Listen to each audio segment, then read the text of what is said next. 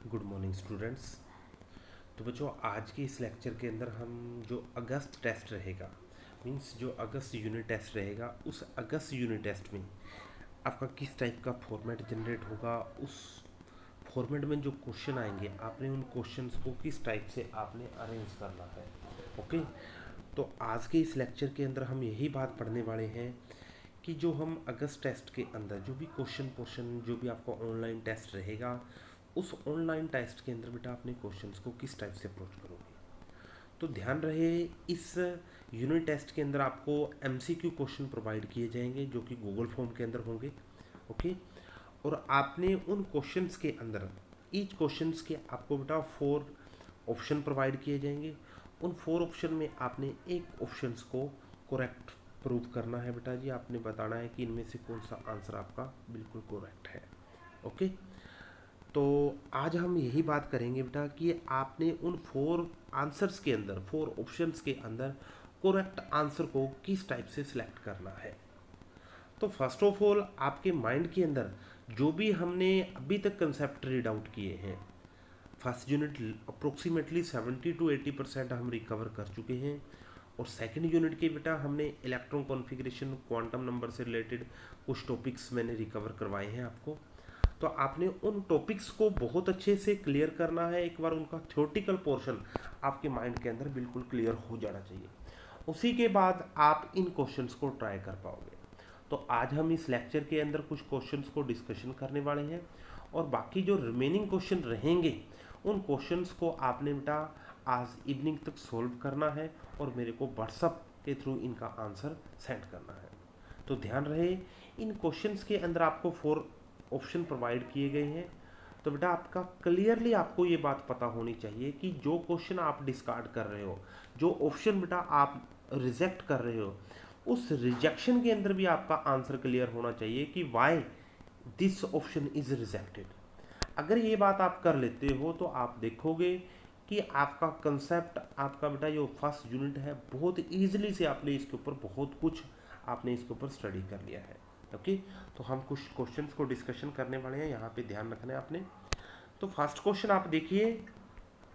First question में है which of the following weight list, means बेटा इन मॉलिक्यूल्स के अंदर किस मॉलिक्यूल का वेट सबसे कम है।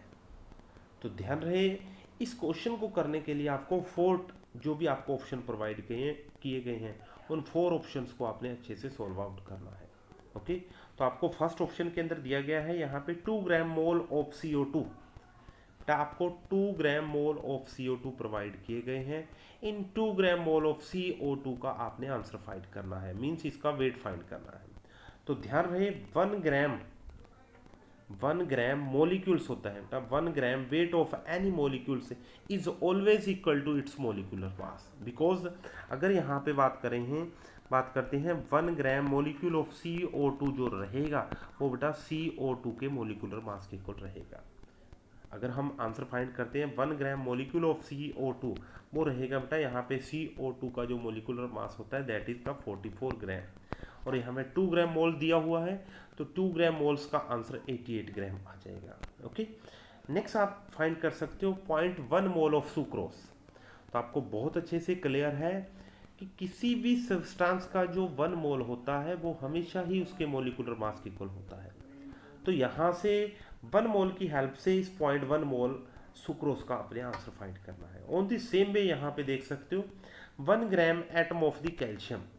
आपको बहुत अच्छे से क्लियर है कि 1 ग्राम ऑफ एन एटम्स और molecule always equal to its atomic mass और इट्स मोलिकुलर मास। तो यहाँ पे क्लियरली आपको आंसर दिख रहा होगा, 1 ग्राम एटम ऑफ जो कैल्शियम का होगा वो रहेगा 40 ग्राम के equal, because calcium having the atomic mass is equal to 40 gram. On the same way यहाँ पे आप देख सकते हो 1.5 mole of the water. 1.5 mole of the water बेटा बहुत ईजिली इसका आंसर फाइंड कर सकते हो। 1 mole of the water is equal to 18 ग्राम।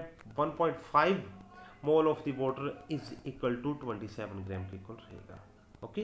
तो इस टाइप से आपने देखना है कि किस मॉलिक्यूल का वेट सबसे लिस्ट बन रहा है, तो उसके अकॉर्डिंग आपने अपने ऑप्शन को टिक कर देना है। ओके। अब हम नेक्स्ट ऑप्शन, तो इसका करेक्ट आंसर डी रहेगा। आपने इसको सोल्व आउट भी करके देखना है बेटा। तो D answer will be the correct answer of this question. Okay, next question आप देखिए। नेक्स्ट क्वेश्चन के अंदर है, बहुत ही इजीली इस क्वेश्चन को भी आप रिकवर कर सकते हो अगर आपने बेटा ऊपर वाला क्वेश्चन के 4 पार्ट्स को इजीली 4 पार्ट को बहुत अच्छे से उसको सोल्व आउट करके दिखा है। तो सेकंड क्वेश्चन के अंदर आप देख सकते हो, सेकंड क्वेश्चन के अंदर है which of the following having the maximum number of the atoms. यहाँ पे भी मोल कंसेप्ट यूज होगा, because you know 1 mole of an atom और molecules is equal to 6.023 10 power 23 molecules. और आप बोल सकते हो 1 mole of an molecules always equal to Avogadro numbers, हमेशा एवोगैड्रो नंबर के इक्वल होता है। ओके, तो आप सेकंड आंसर भी बेटा यहाँ से बहुत ही इजीली इसको क्वेश्चन को सोल्व आउट करोगे। तो प्लीज़ इसका आंसर मेरे को सेंड करना है आपने। ओके, अब हम ये फोर्थ क्वेश्चन आपका बहुत इजीली हो जाएगा बेटा। थर्ड और फिफ्थ के अंदर आपको थोड़ी सी प्रॉब्लम आएगी। इस थर्ड और फिफ्थ क्वेश्चन को सोल्व आउट करने से पहले मैं एक क्वेश्चन और सोल्व आउट करवा रहा हूँ बेटा, उसके बाद आपने इन थर्ड और फिफ्थ क्वेश्चन को अप्रोच करके देखना है। तो आप देखिए यहाँ पे जो नेक्स्ट क्वेश्चन रहेगा हमारा, नेक्स्ट क्वेश्चन है जी, हाँ जी, तो यहाँ पे जो नेक्स्ट क्वेश्चन रहेगा, नेक्स्ट क्वेश्चन आपने 6 क्वेश्चन अपना है। 6 क्वेश्चन के अंदर आपको थर्ड एंड फिफ्थ क्वेश्चन भी रिकवर होगा। तो 6 क्वेश्चन के अंदर आप देखिए, 2 elements A and B combine to form 2 compound in which a gram of A. बेटा आपको a gram of A combine with B1 and B2 gram of the B respectively. Means बेटा आपको एक फिक्स अमाउंट दी गई है ए की, ए को हमने B1 के साथ रिएक्ट करवाया और एक प्रोडक्ट हम लेंगे यहाँ पे P1, और उसके बाद ए को ही हमने B2 के साथ रिएक्ट करवाया और B2 के साथ रिएक्ट करवाते ही हमारे पास जो नेक्स्ट प्रोडक्ट मिला दैट इज द P2। अब हमारे को यहाँ पे बताना है कि इस पूरे कंसेप्ट के अंदर, इस पूरे क्वेश्चन के अंदर कौन सा लॉ ऑफ गैस अप्लाई हुआ। तो आप सभी बच्चों को बहुत अच्छे से क्लियरली पता है कि अगर किसी कंपाउंड्स के अंदर, किसी भी मॉलिक्यूल्स के अंदर, किसी भी केमिकल रिएक्शन के अंदर हम एक एलिमेंट के मास को फिक्स कर देते थे, तो दूसरे एलिमेंट के जो मास की रेशो आती थी वो हमेशा एक सिंपल होल नंबर रेशो को ऑब्टेन कर लेती थी। तो अब यहाँ पे आप अपना ऑप्शन ट्राई कर सकते हो, B1 and B2 always will be equal to, हमेशा इक्वल रहेंगे। ये बात बेटा मे बी करेक्ट और इनकरेक्ट, बट सेकेंड ऑप्शन यहाँ पे देखिए, B1 and B2 bear a simple whole number ratio, this is the correct answer। okay, because this